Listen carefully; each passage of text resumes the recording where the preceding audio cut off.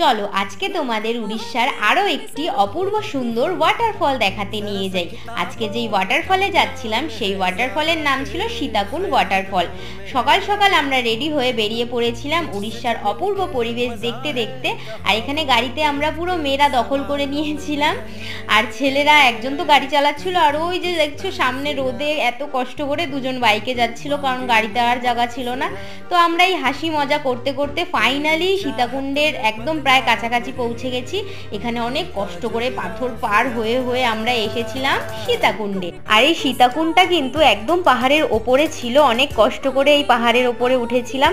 আর উঠে যখন এত সুন্দর একটা পরিবেশ দেখলাম না, তখন কষ্টটা একদমই ভুলে গিয়েছিলাম। তো আমার তো খুব আনন্দ হচ্ছিল এখানে এসে, আর এখানে জলটা এত পরিষ্কার ছিল না, খুব সুন্দর লাগছিল।